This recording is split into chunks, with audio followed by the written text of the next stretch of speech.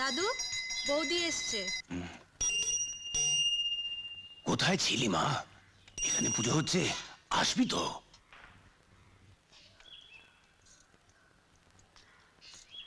আমি পরে এসে প্রণাম করে যাব। আর গানটা গাইবে কে? তোর শ্বশুর? আকাশের পাল্লায় পড়ে তুই অবাধ্য হয়ে গেছিস। শর্তটা মনে নেই?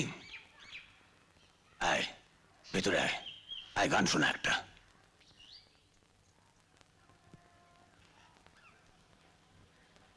দাঁড়া, ভেতরে আসবি না।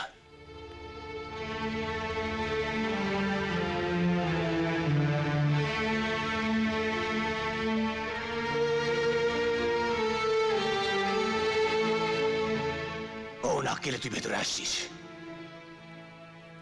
আর বড় বৌমা, তোমাদেরই বা আক্কেল কি? ও না এই বাড়িতে নতুন, কিন্তু তোমাদের তো অর্ধেক জন্ম এখানে কেটে গেল। এই বাড়ির রীতিনীতি তো তোমরাই শেখাবে। ঠাকুর ঘরে আসবে নতুন বউ,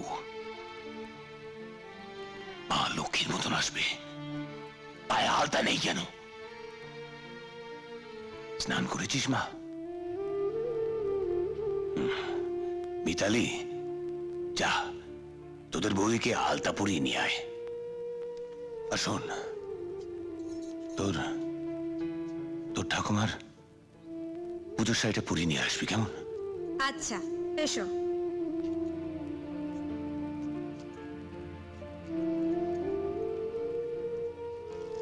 চল এবার বাড়ি চল। আর একটু থাকতে দে না দাদা।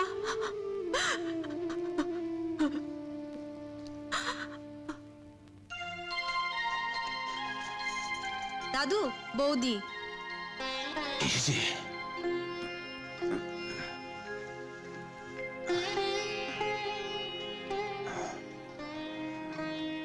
বাবা বাবা, এ তো সাক্ষাৎ মা লক্ষ্মী। এ তো আমার মা। আয় আয় মা, আয় ভেতরে আয়, আয়।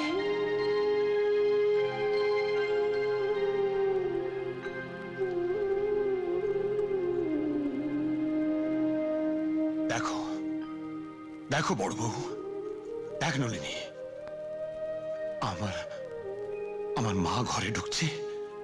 আয় মা, আয় আয়,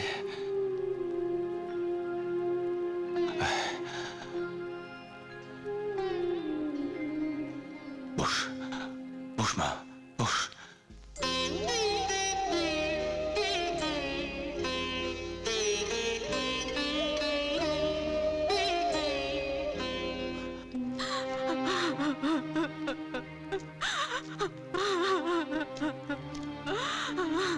কি হলো, দাঁড়িয়ে পড়লি কেন? বাড়ি ফিরে কি করবো দাদা? তুই যা। কি বলছিস কি? চল। না দাদা না, কদিন পরেই লোক জানাজানি হয়ে যাবে।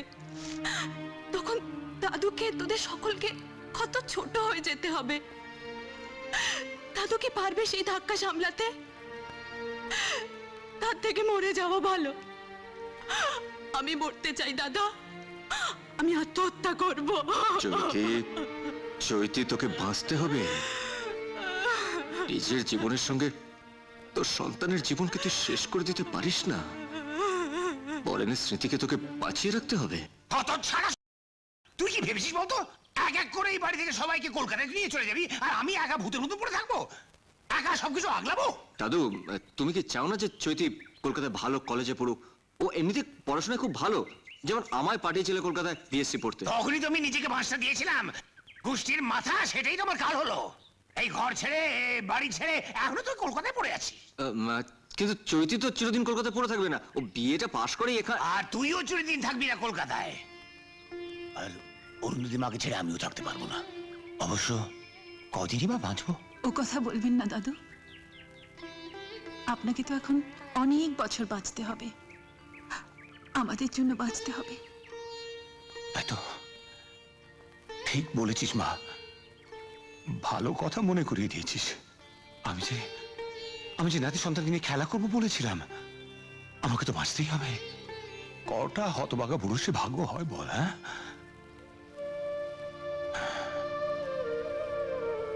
চৈতালি মা, তোর তোর কলকাতায় পড়াশোনা করতে ইচ্ছে করছে? দাদা বৌদিকে জ্বালাবি না তো? ও ও চালাতে যাবে কিনা? নিশ্চিত মাথা তোকে কে বলতে বলছি? তোকে এত এত শুকনো শুকনো কেন লাগছে মা? না না, ওই মানে কলকাতায় যাওয়ার চিন্তায় আর কি। আপনি অনুমতি দেবেন কিনা? ও তো রাত্রে ঘুমোচ্ছেই না। মা, বুড়ো দাদুটার চোখকে ফাঁকি দেওয়ার চেষ্টা করিস না। ৭৫ বছর ধরে এই দুটো চোখ অনেক কিছু দেখলো।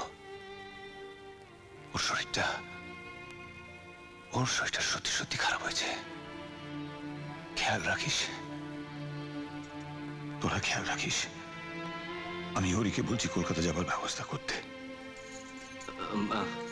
দাদু, হরি কাকার কলকাতায় যাওয়ার কি আছে? অরুন্ধতি তো আছে। হ্যাঁ, আমি তো মুখুজ্জে বাড়ির নাত বউ হাত পুড়িয়ে রান্না করবে, তোর বুদ্ধি শুদ্ধি সব গেছে। তারপর জ্যোতিমা যাচ্ছে। না না, হরিহর যাবে, তাহলেই আমি অনুমতি দেব। ঠিক আছে, তুমি যা বলবে তাই হবে।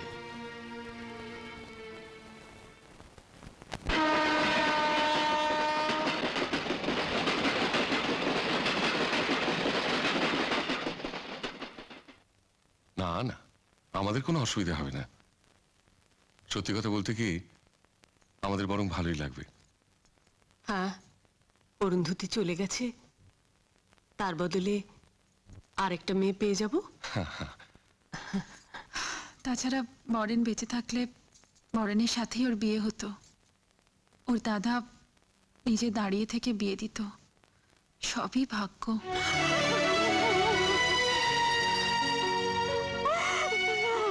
সীমা, কাঁদতে নেই। এই সময় মেয়েদের কান্নাকাটি করতে নেই। তোমাকে এখন হাসি খুশি থাকতে হবে। আজ তাহলে আমরা আসি। চৈতি ২-৪ দিন আমাদের ওখানে থাক, তারপরে আমরা এসে পৌঁছে দিয়ে যাবো।